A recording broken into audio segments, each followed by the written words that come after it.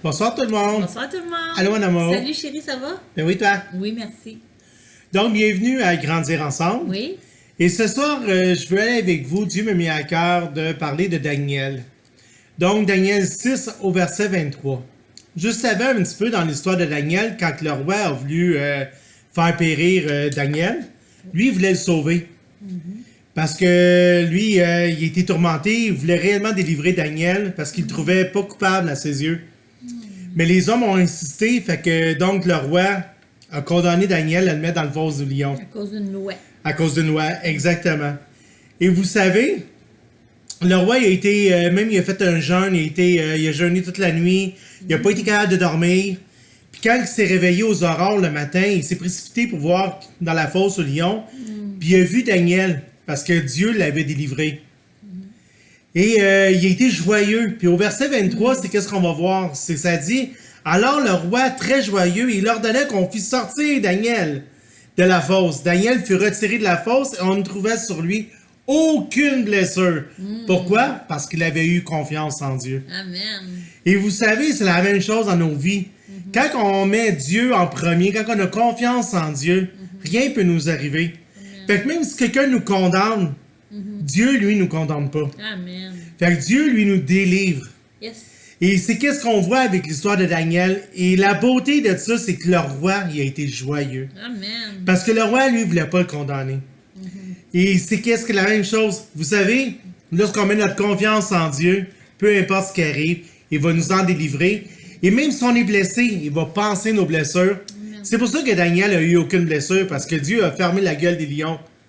Fait que donc Dieu l'a protégé. Amen. Que Dieu vous bénisse et je vous souhaite au nom de Jésus une protection divine de Dieu. Dans les épreuves. Amen, oui, dans tout ce que vous allez entreprendre. Amen. Que Dieu vous bénisse, on va terminer avec la prière. Ouais, ben moi, je voulais juste dire, ça me fait penser au verset aucune arme forgée contre nous aura de l'effet. Amen. Ça va être sans effet sur nous. Comme Daniel était dans la cage du lion, puis ça a été sans effet. Amen. La seule effet que ça donne, c'est que la gloire revient à Dieu parce qu'il nous a protégés. Amen.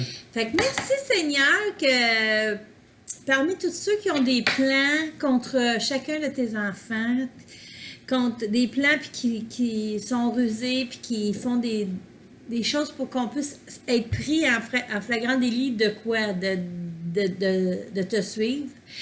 Que toi, quand on continue à marcher dans la droiture, tu nous protèges vraiment à 100%, 200%, puis 1000%.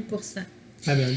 Puis après ça, ta gloire éclate, les gens, ils voient ton secours, ils voient comment tu es un Dieu de bonté, de justice, puis fais ça avec nos vies, Seigneur. Permets qu'on puisse, malgré tout ce qui se passe alentour de nous, qu'on puisse continuer à marcher dignement pour toi, puis que ta gloire puisse resplendir dans nos vies, qu'on soit des témoignages comme Daniel, que Amen. nos vies soient des témoignages de foi, tu sais, d'avoir foi en toi, en ta parole, en tes promesses, en ton amour. Fait que c'est dans le nom de Jésus que je te demande ces choses et pour ta plus grande gloire. Amen.